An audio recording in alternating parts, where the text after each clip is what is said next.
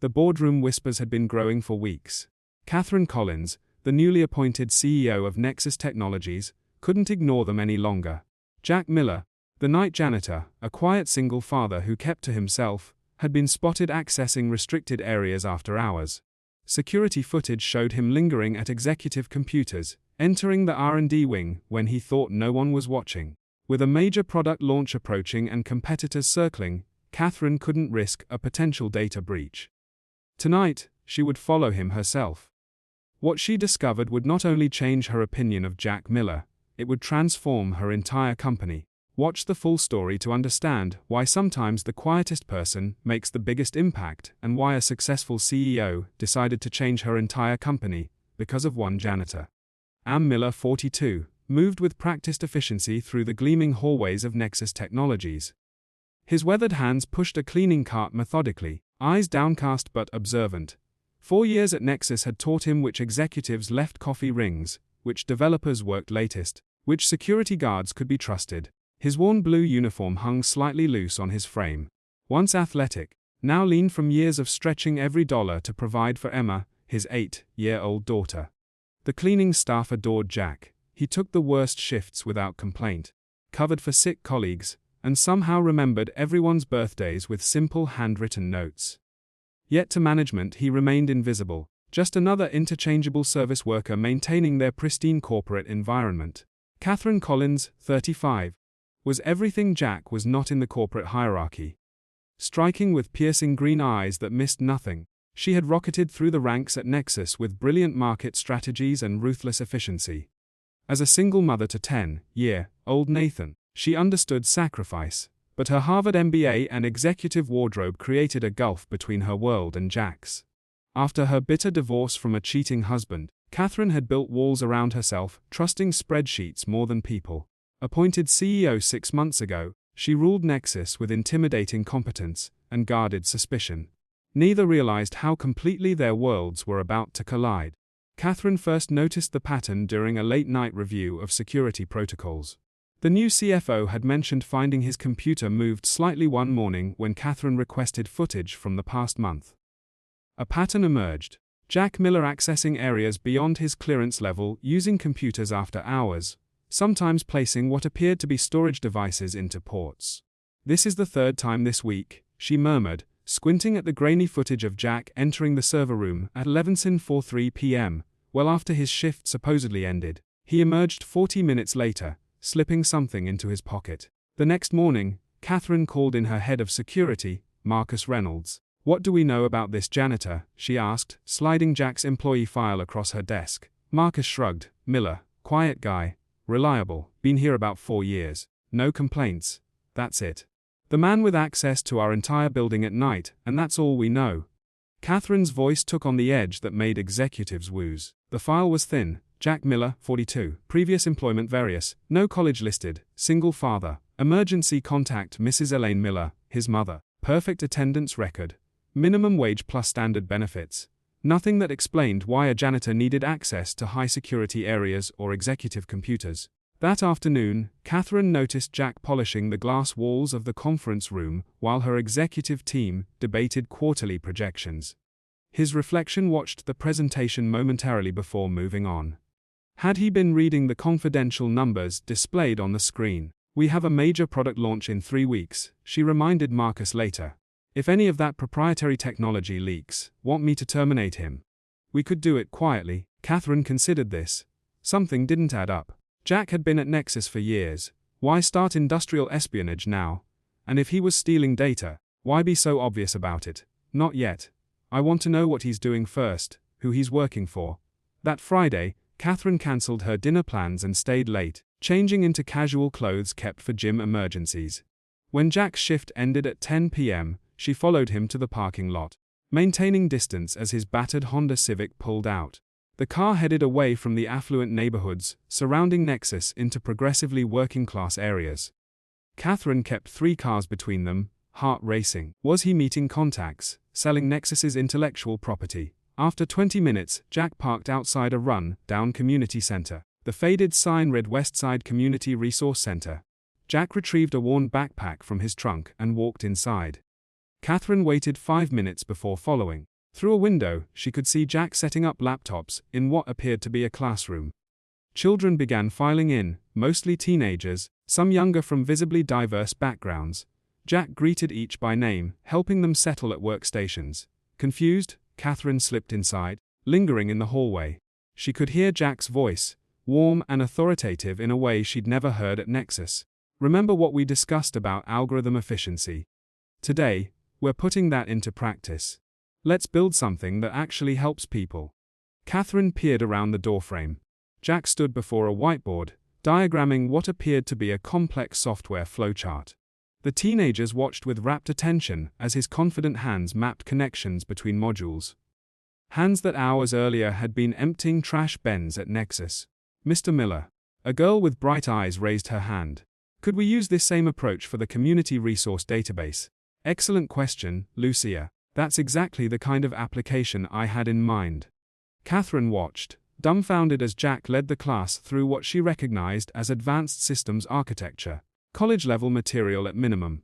These children, many wearing second-hand clothes, typed furiously as Jack moved between stations, offering guidance with patient expertise.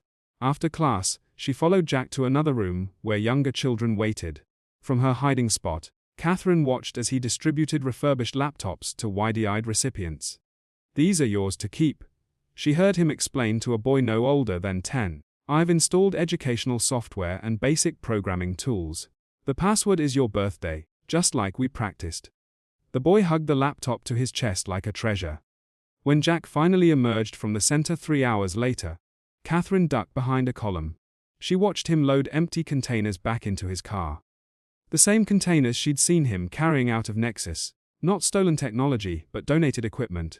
Her phone vibrated with an urgent email from her assistant. Distracted, Catherine failed to notice Jack approaching until he spoke. Miss Collins, is everything all right? She froze, caught in her surveillance. Jack stood a respectful distance away, confusion evident on his tired face. I was just dropping off donations, she improvised, gesturing vaguely toward the center. Jack's expression remained neutral, but his eyes, surprisingly sharp and intelligent, reflected disbelief. The center always appreciates support, he said carefully. Especially from someone like yourself, someone like myself, someone with influence. He hesitated. If you're interested in the program, I'd be happy to show you around properly next time. We teach coding, digital literacy, resume building, basic skills that might help these kids break cycles of poverty. And you're qualified to teach these things because the question came out more accusatory than intended. Something shuddered in Jack's expression. Good night, Miss Collins. He walked to his car without looking back, leaving Catherine with more questions than when she'd arrived. The next morning, Catherine instructed her assistant to compile everything available on Jack Miller. By afternoon, she had her answer, one that made her sink into her chair in disbelief. Jack Miller wasn't just qualified to teach programming. According to archived articles and patents, he had once been Jonathan Jack Miller, senior systems architect at Empirical Software. More startling, he had been part of the original development team for the core technology that Nexus had later acquired and built their flagship products upon. This can't be right, Catherine muttered, scanning employment records. Jack had held a prestigious position at Empirical, then abruptly disappeared from the industry 5 years ago. Further digging revealed the reason, a wrongful termination lawsuit that Jack had filed against Empirical's then CEO William Harrington. The suit claimed Jack had been fired after blowing the whistle on unsafe shortcuts in medical software that could have endangered patients. Though Jack had eventually won a modest settlement, Harrington had blacklisted him throughout the industry. Shortly after, Jack's wife had died of cancer, leaving him alone to raise their daughter. Catherine sat back, processing this information against the man who silently cleaned her office each night. The janitor with downcast eyes had once been a rising star in exactly her industry until principles cost him everything. That night, Catherine returned to the community center, this time walking directly to the administrative office. The director, an older woman named Diane, greeted her with surprise when Catherine introduced herself as Nexus's CEO. Jack never mentioned knowing someone from Nexus, Diane remarked. We're not exactly acquainted, Catherine admitted. I'm curious about your program here. Diane's pride was evident as she explained. We serve predominantly immigrant and low-income families. Many parents work multiple jobs, leaving children unsupervised. Our center provides safe space, meals, and education. She hesitated. Jack's program has been transformative. Before him, we could barely offer basic computer access. Now we have coding classes, digital literacy, even internship preparation, and Jack provides this for free. Diane's expression softened. He volunteers all his time. The equipment comes from donations he somehow finds. Refurbished laptops, monitors, cables. We've seen children who couldn't turn on a computer, now building websites for local businesses. Catherine followed Diane to a small classroom, where Jack sat with an elderly woman, patiently showing her how to use video calling software. She hasn't seen her grandchildren in Venezuela for 8 years, Diane explained quietly. Jack set up the connection and taught her how to use it. As they toured the facility, Catherine noticed the makeshift nature of everything. Outdated equipment, furniture held together with duct tape, a leaking ceiling with strategically placed buckets. Yet somehow the space radiated purpose and hope. Our biggest challenge is space and equipment, Diane confided. We have a waiting list of 60 children. Jack does miracles with what he finds. But what if someone wanted to help? Catherine asked. Diane's eyes widened. That would be extraordinary. The next day, Catherine authorized an anonymous corporate donation to the Westside Center. Enough for building repairs, new equipment, and expanded programming space. When Jack arrived that evening to find new computers being installed, Diane simply said they'd received an unexpected blessing. Over the following weeks, Catherine found herself inventing reasons to work late, observing Jack from a distance. Once aware of his background, she noticed the incongruities. How he methodically organized server cables that most janitors would jumble together. How his eyes lingered on code displayed on developer screens. The careful way he handled electronic equipment others might treat as trash. When developers left prototype tablets unattended, Jack didn't steal them. He adjusted their position to prevent overheating. When confidential documents were carelessly left out, he didn't photograph them. He placed them in secure drawers. The man she'd suspected of corporate espionage was actually providing unpaid security oversight. Catherine was still processing these revelations when crisis struck Nexus. 3 days before their major product launch, the development team discovered a critical flaw in their flagship software, one that threatened to delay release by months and potentially cost millions in lost revenue and stock devaluation. The executive floor became a war zone of blame and panic. Catherine ordered an emergency meeting of all senior technical staff. Solutions proposed were either too time-consuming or risked introducing new problems.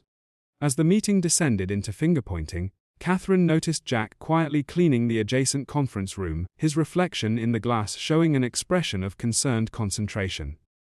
On impulse, Catherine stepped out of the meeting. Jack, could I speak with you a moment?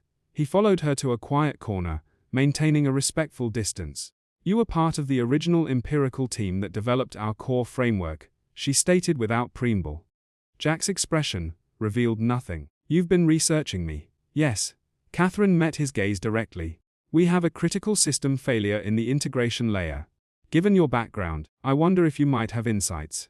For a long moment, Jack said nothing. Then may I see the error logs? Catherine led him to her office, ignoring the startled looks from executives as the janitor followed her. She pulled up the diagnostic reports on her screen. Jack studied them intently, his posture shifting subtly as he leaned forward, transformation visible as the janitor receded and the architect emerged. His fingers hovered over the keyboard questioningly. When Catherine nodded permission, he began typing with confident precision, navigating complex system architecture with evident familiarity. After 20 minutes of focused work, he straightened. The integration layer isn't the primary problem. It's a memory allocation issue in the underlying framework. Something we encountered in the original development. He pointed to specific sections of code. These workarounds are triggering cascading failures when the system scales beyond certain parameters. Can it be fixed before launch? Catherine asked. Jack nodded slowly. With the right approach. I'd need to see the full code base to be certain. Catherine made a decision. Come with me. She led him back to the boardroom where arguing executives fell silent at their entrance.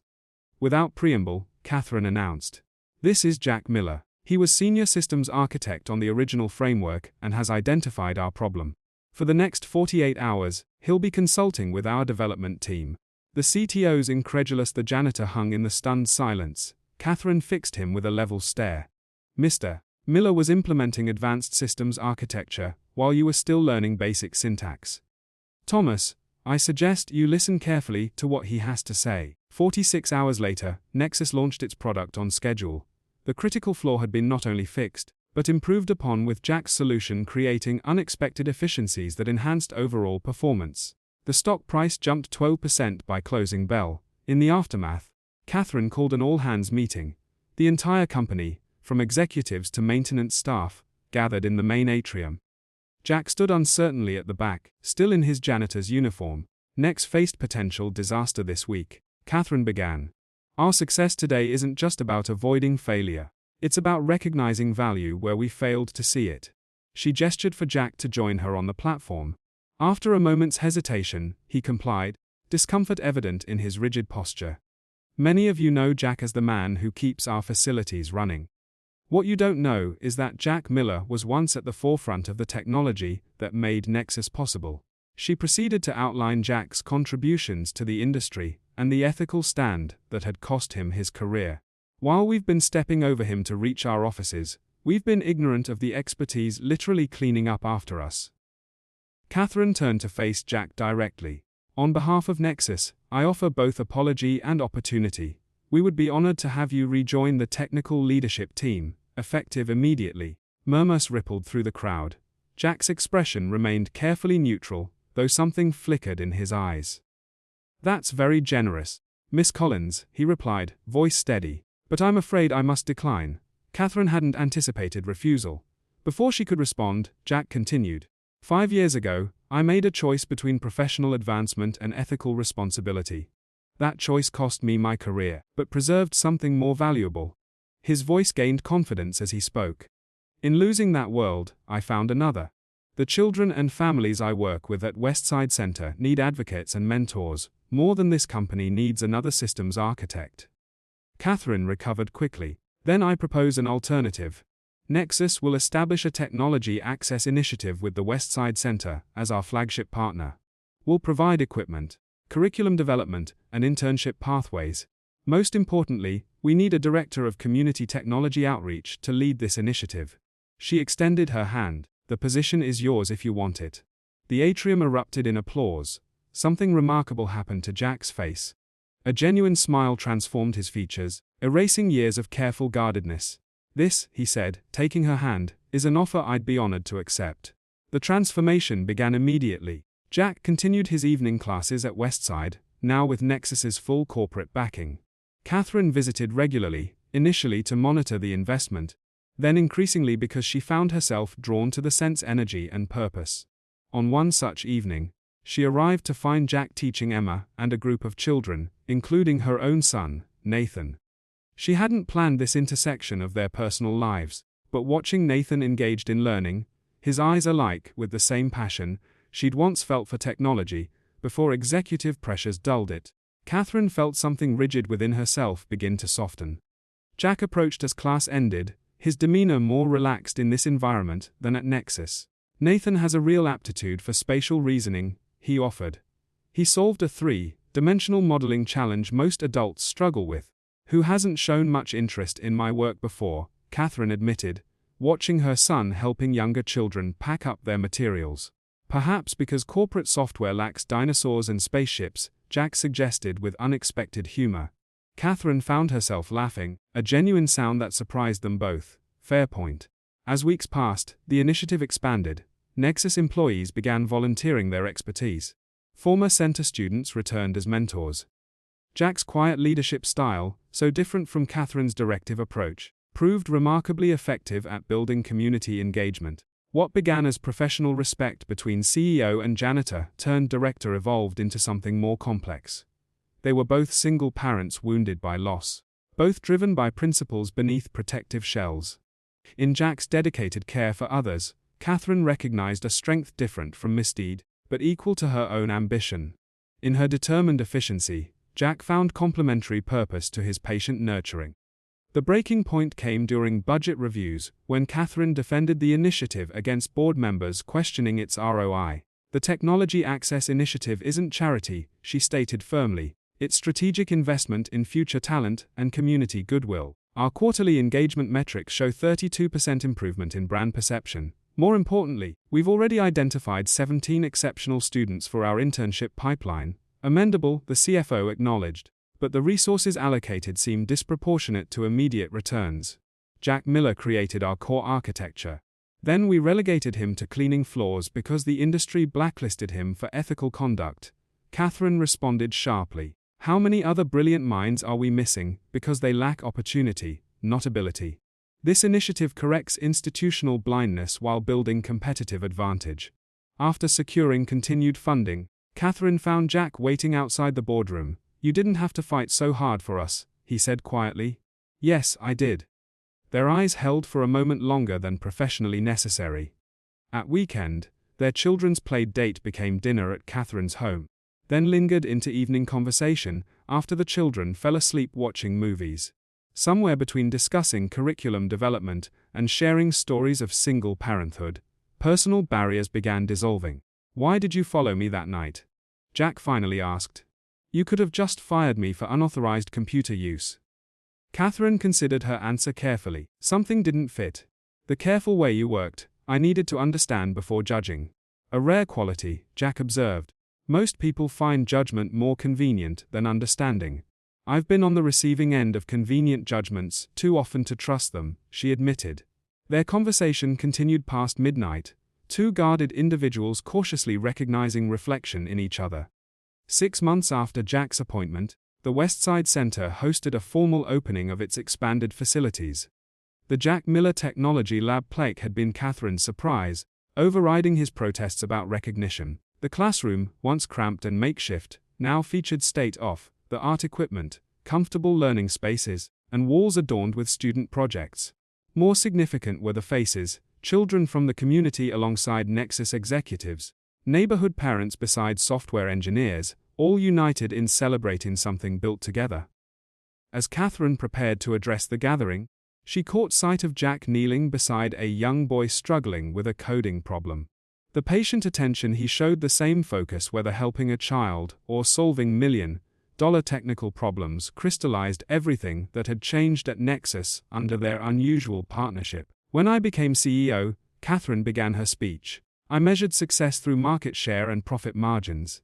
Important metrics certainly, but incomplete." She gestured around the room. "True innovation happens when we recognize potential in unexpected places.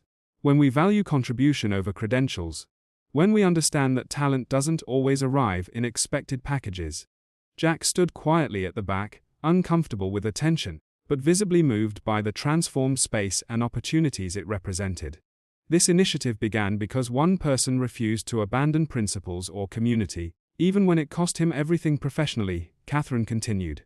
"Jack Miller reminded us that technology should serve humanity, not the reverse.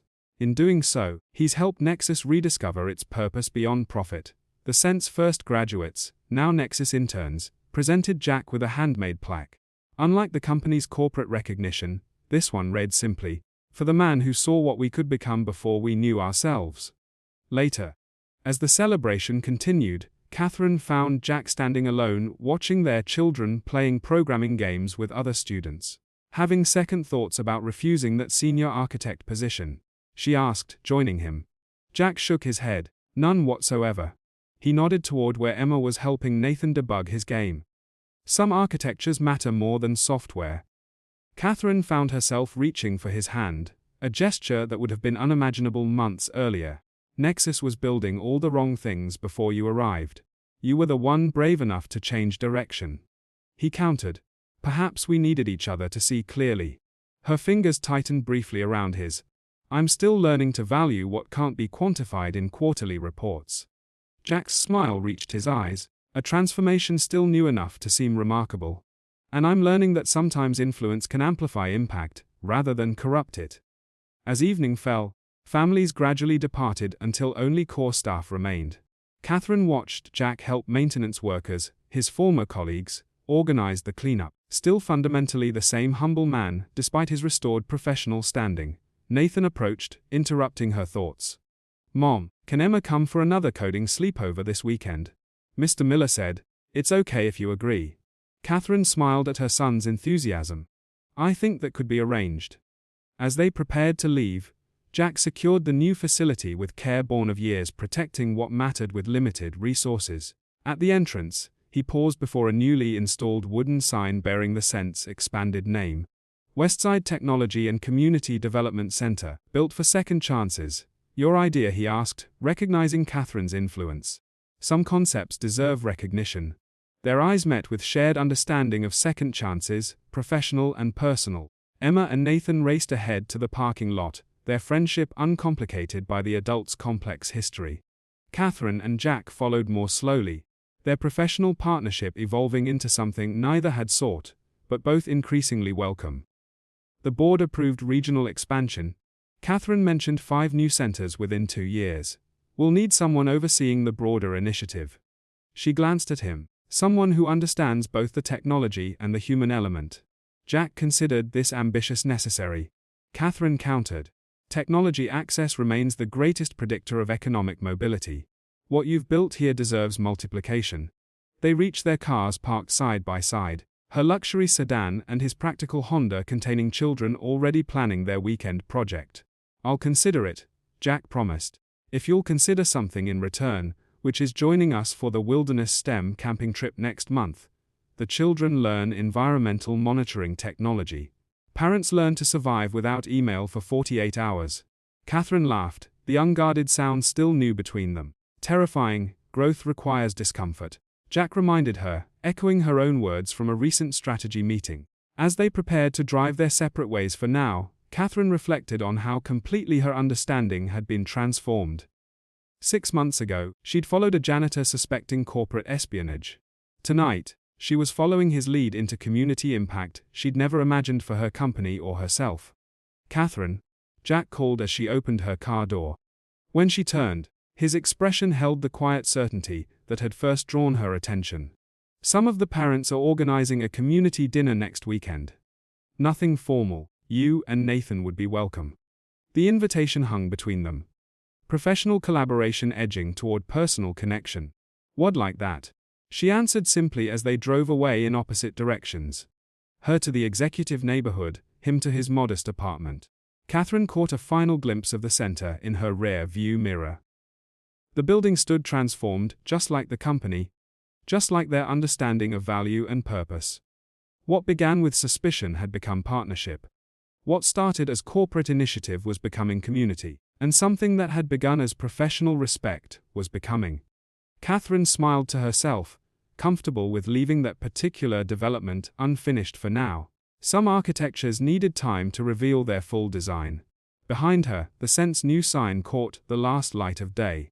Built for second chances for a company, for a community, for 2 people who had forgotten how to trust until cleaning floors and running corporations proved unexpectedly compatible paths to remembering. The story wasn't finished. In many ways it was just